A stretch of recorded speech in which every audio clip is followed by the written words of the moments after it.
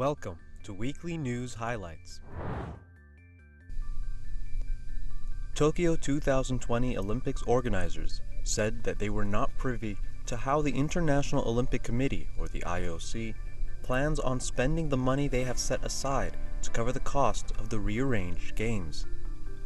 The IOC president, Thomas Bach, announced that his organization expects to bear costs of up to $800 million for its part in the reorganization of the Games, which were postponed by a year in March due to the ongoing COVID-19 pandemic. The IOC said $650 million would go towards the organization of the Games to start on July the 23rd next year, and $150 million to support international federations and national Olympic committees. The IOC and the Japanese government jointly took the decision in March to postpone the Olympics due to the COVID-19 outbreak, the first time in history that the Games have been delayed. Since then, the new dates have been set, but with issues surrounding the availability of venues, athlete safety, and a swath of broadcast and sponsorship contracts to work out, very little else has been decided. Visitors to Prague Zoo watched as two baby Asian elephants explored an outdoor enclosure with their mothers. It was the first outing for the newest arrival, born on May the 9th, to mother Janita. The still unnamed female calves were born just over a month apart, as the older one was born on March the 27th. Prague Zoo, the most visited in the Czech Republic, which sees around 1.5 million visitors every year, had suffered from a drop in income from ticket sales due to a nationwide COVID-19 lockdown. Outdoor areas at Czech zoos reopened on April the 27th as part of the government's program of relaxing restrictions.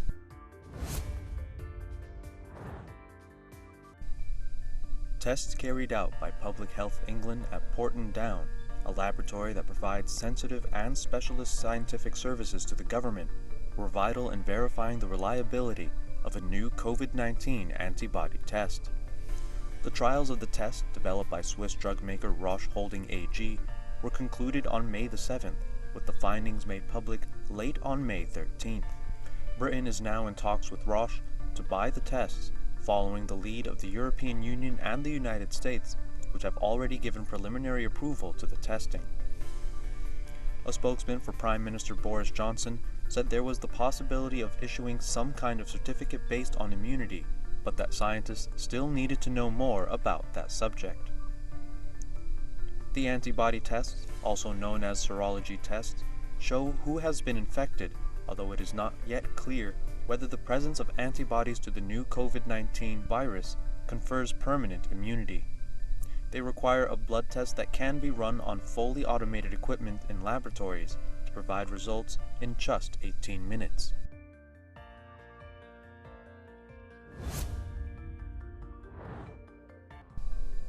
Bayern Munich coach Hansi Flick welcomed the decision to allow 5 substitutions for the remainder of the season as the Bundesliga restarts following a suspension of more than 2 months. The German league is the first major sports competition to kick off on May the 16th without spectators and with a tight set of health regulations after the forced break due to the COVID-19 pandemic. The Bundesliga approved the change in substitutions designed to help teams cope with fixture congestion as they rush to complete the season while players still lack fitness and match practice. All teams have gone into a 1-week training camp in complete isolation in an effort to minimize the risk of infections as the Bundesliga rushes to wrap up the season for contractual reasons by June the 30th.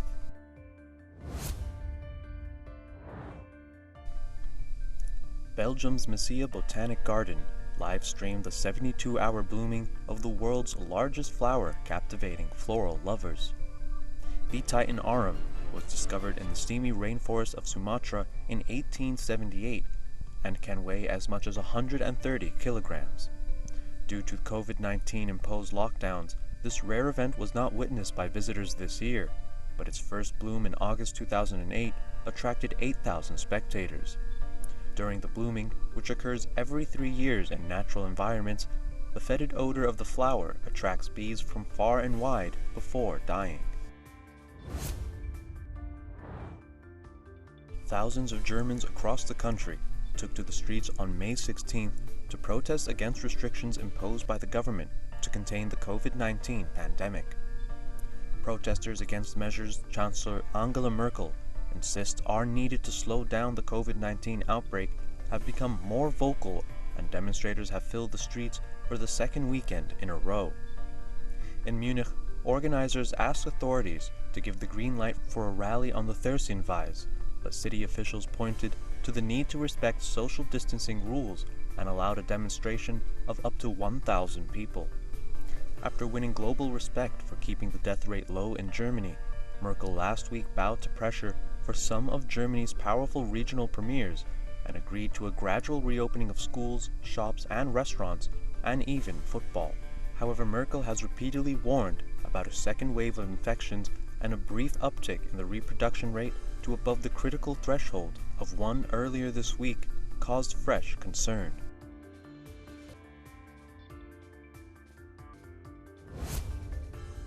According to the Civil Aviation Administration of China, the single-day flights of China's civil aviation reached over 10,000 last week, restoring about 60% of the figure before the pandemic broke out.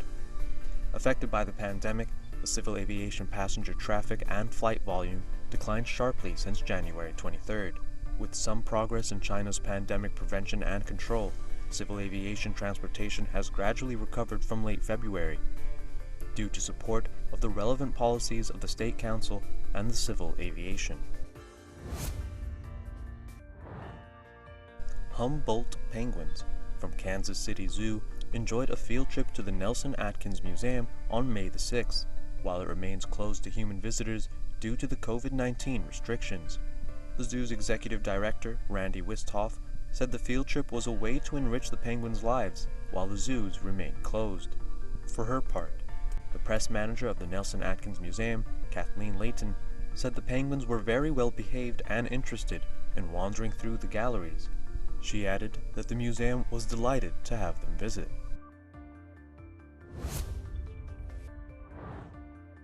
Brazil lost its second health minister in a month last week, after President Jair Bolsonaro demanded an endorsement of risky anti-malarial drugs to fight the COVID-19 outbreak, adding to turmoil in one of the pandemic's worst global hotspots.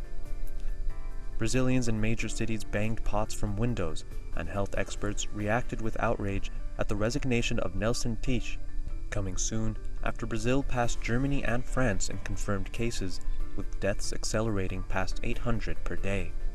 Teich gave no reason for quitting in brief comments to journalists. He had shown himself to be out of step with President Bolsonaro's push to reopen the economy, expressing surprise at a news conference when he learned of a presidential decree allowing gyms, beauty parlors, and hairdressers to open. He quit a day after Brazil reported a record number of new COVID-19 cases. The health crisis is overwhelming public hospitals in several cities, with cemeteries digging collective graves to bury the dead. Teich replaced Luis Henrique Mandetta, who was fired on April the 16th for resisting Bolsonaro's pressure to promote hydroxychloroquine and fight state government's isolation orders.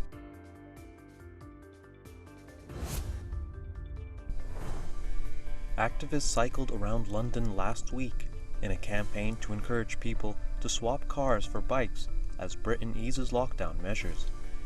Members of the environmental group Extinction Rebellion cycled around East London and urged the government to prioritize health and well-being. Despite a loosening of the lockdown measures designed to stop the spread of the COVID-19 virus, traveling on buses and trains is still discouraged because of social distancing concerns.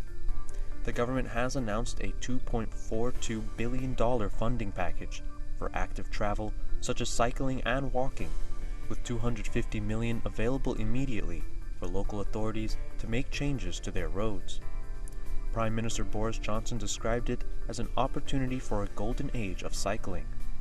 It also claims that increasing cycling to 25% of all journeys in the country by 2050 could provide over £42 billion of economic benefit.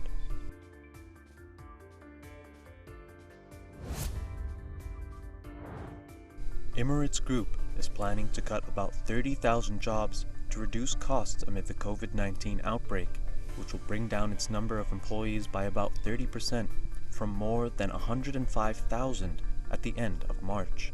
Bloomberg News reported the company is also considering speeding up the planned retirement of its A380 fleet. Emirates Group said that no public announcement has been made yet by the company regarding redundancies at the airline, but that the company is conducting a review of costs and resourcing against business projections. Emirates, one of the world's biggest long-haul airlines, said earlier this month that it will raise debt to help itself through the COVID-19 pandemic and may have to take tougher measures as it faces the most difficult months in its history.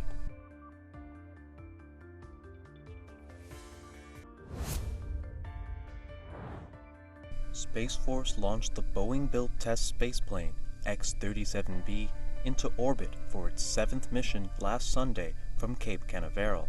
Running a day late due to bad weather, the unmanned X-37B aboard an Atlas V rocket was placed into orbit. Although the X-37B is a classified program, Senior Vice President of the Space and Launch Division of Boeing Defense, Space and Security, Jim Chilton, said the unmanned miniature space shuttle will be testing power beaming technology and figuring out the effects of space radiation on seeds for crops. It will also deploy a satellite into orbit. The X-37B, also known as Orbital Test Vehicle or OTV, resembles a miniature space shuttle. The military craft will have a new service module on the aft end to host more experiments than any prior mission. Previous U.S. military's experimental X-37B classified missions have lasted nearly 2 years.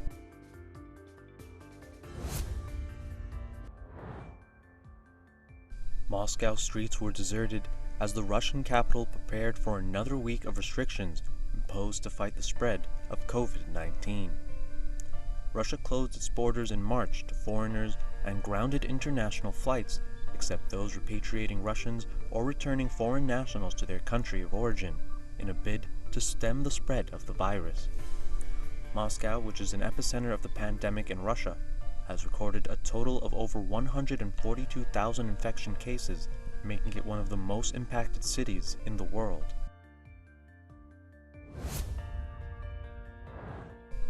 The COVID-19 outbreak has triggered a record spike in prices of Sri Lankan tea, with disruption in labor deployment stifling global supplies just as millions in lockdown drive up demand for the beverage known for its immunity-boosting properties. The export price for a kilogram of tea has increased from an average of $1.86 to $2.66 to $3.99 at the Colombo tea auctions. A particularly low-grown tea was sold at an all-time record price of $13.84 per kilogram. Tea production in Sri Lanka was down nearly a quarter due to an earlier drought and the COVID-19 virus affecting production and the supply line in March. Exports for that month at 13.8 million kilograms was the lowest on record. The production and supply bottlenecks were resolved in April.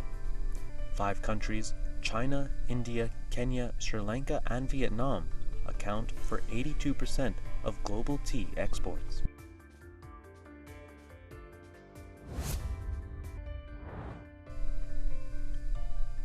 World Health Organization, or WHO member states, approved a draft resolution urging that obtaining a future COVID-19 vaccine, if any, must be fair and affordable. This came on the second and last day of the WHO General Assembly, which was held online for the first time in the history of the organization. The decision stipulates the necessity to work cooperatively at levels to develop, test, and increase the production of diagnostic treatment, as well as safe, effective, and affordable means of vaccine response to the pandemic.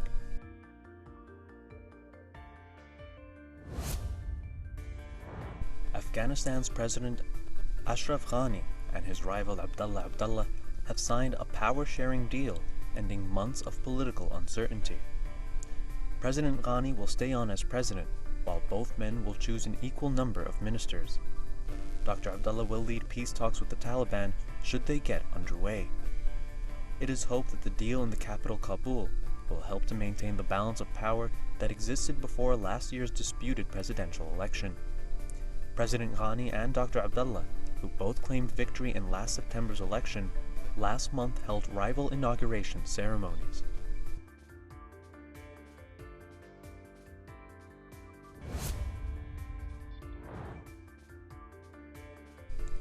A car bomb blew up near a military base in the Afghan city of Ghazni, killing at least 7 people in an attack claimed by Taliban insurgents. According to a provincial governor, 40 other people were wounded in the attack. President Ashraf Ghani has condemned the recent attacks and said he had ordered the military to switch to offensive mode rather than the defensive stance it had adopted as the United States withdraws troops and tries to broker talks with the Taliban.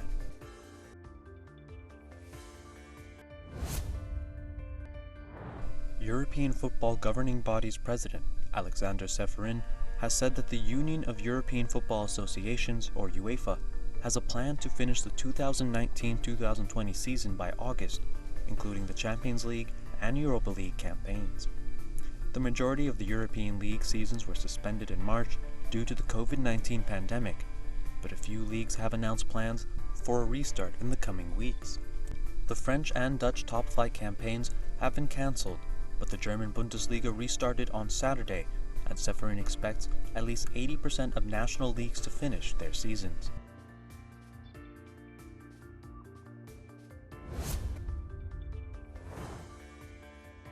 Bolivia's largest prison, the maximum security Palma Soa facility, is suffering an outbreak of COVID-19 among its inmates, according to local media. Government officials confirmed on May the 15th 2 deaths resulting from the COVID-19 virus, and at least 25 other inmates had tested positive for the highly contagious disease. Prison officials set up facilities within the prison to treat infected prisoners and beds for that purpose. Bolivia began a national quarantine on March 22nd that was strictly enforced through May the 10th. Since then, the Andean nation started a dynamic quarantine operating according to the level of COVID-19 cases between various regions.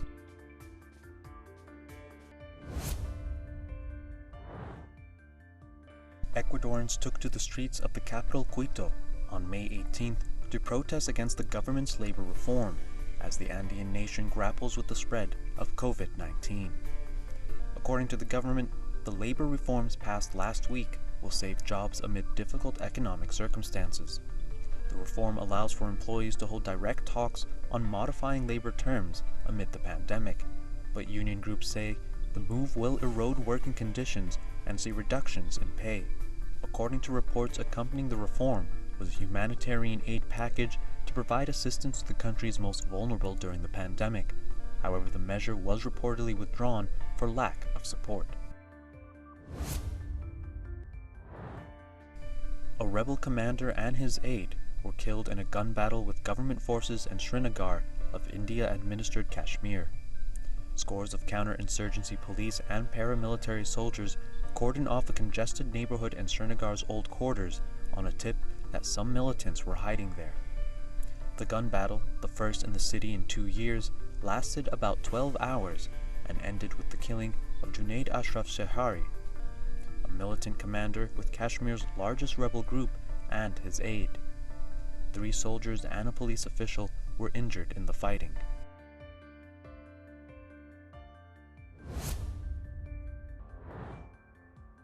Museums are hesitantly starting to reopen as the COVID-19 lockdown was relaxed in many nations across the world, yet experts say that 1 in 8 could face permanent closure because of the pandemic. Brussels' Royal Belgian Institute of Natural Sciences Museum opened to visitors in an attempt to claw back a sense of normality. The museum's operation director for public affairs, Pierre Coulon, stated that the reopening didn't mean business as usual, as they don't know exactly how long it will last and when they will recuperate a normal income. Of over 100 museums in Brussels, only about 10 were reopening. Studies by UNESCO and the International Council of Museums show 90% of museums have had to close their doors for at least part of the time, affecting some 85,000 institutions. US President Donald Trump announced that as part of a $19 billion COVID-19 program, the federal government would be paying $16 billion directly to farmers and ranchers.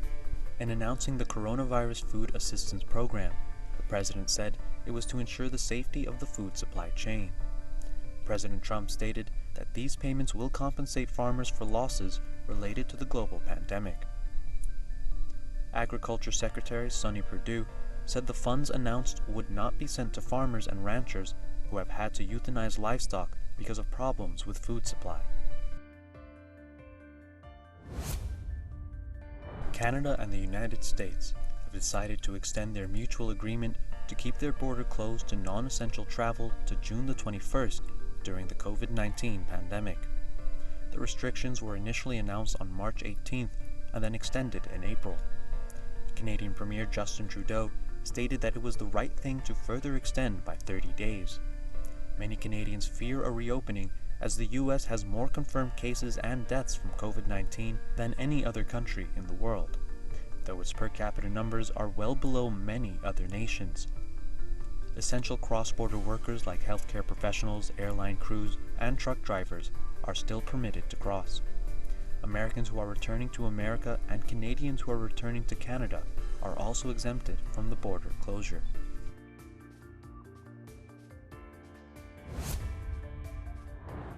Taiwan's President, Tsai Ing-wen, was sworn in for her second and final term in a ceremony at Taiwan's presidential palace in Taipei. President Tsai Ing-wen made her message loud and clear that Taiwan strongly rejects China's claims of sovereignty over the island. In her speech, Tsai said Taiwan could not accept becoming part of China under its one country, two systems offer, which is supposed to guarantee autonomy, but Tsai called for talks with China so that both sides could coexist. Recently, Taiwan has also accused China of keeping it out of the World Health Organization. During her speech, Tsai added that Taiwan would continue seeking active participation in international bodies despite pressure from China.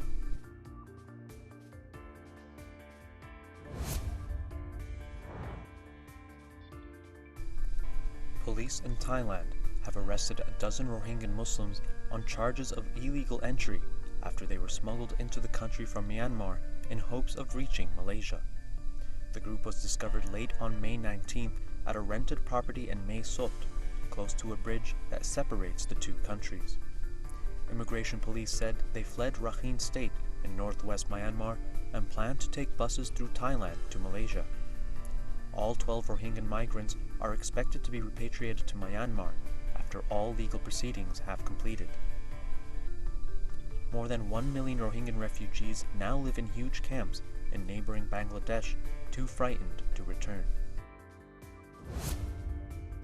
Spaniards said they agreed with the government's decision to make it compulsory for all citizens, including children over 6, to wear masks in public as one of Europe's strictest lockdowns gradually unwinds. For indoor public spaces and outdoors, when possible, to keep a 2-meter distance. To keep control on the gradual phase-out of restrictions, which vary from region to region, the government is requesting a 2-week extension of the state of emergency. Spain's Prime Minister Pedro Sanchez needs some opposition support for a majority from the lower house of parliament. The Madrid region and Barcelona metropolitan area remain in Phase 0 of the government's de-escalation plan, and both have requested to progress to Phase 1 next Monday. Madrid has eased restrictions to allow children outdoors and shops and beaches to reopen, but is keeping a quarantine for overseas travelers for another 2 weeks. Heavy rains and winds lashed 2 eastern Indian states of Odisha and West Bengal hours before a powerful cyclone made landfall, with rescue teams evacuating millions of villagers to higher ground in an operation complicated by the COVID-19 pandemic. The weather department in India said Amphan had slowed and was likely to cross the coast near West Bengal state or Bangladesh around noon local time.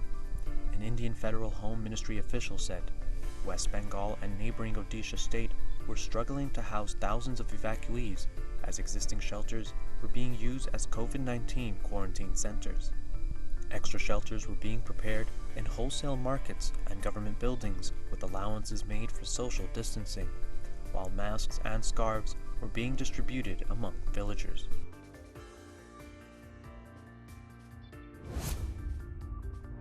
According to Rolls-Royce CEO Warren East, the aerospace giant plans to cut 9,000 jobs and warned it will take several years for the airline industry to recover from the COVID-19 pandemic. Rolls-Royce employs 52,000 people globally, as the bulk of the job cuts are expected to be in the UK at its site in Derby. The Derby-based firm, which makes plane engines, said the reduction of nearly a fifth of its workforce could mainly affect its civil aerospace division. Initially, the company furloughed 4,000 workers in the UK last month. Some 3,700 people remain on the coronavirus job retention scheme though, which the government pays 80% of a worker's wage, up to £2,500 a month. That's it for tonight. Join us again next week for more weekly news highlights.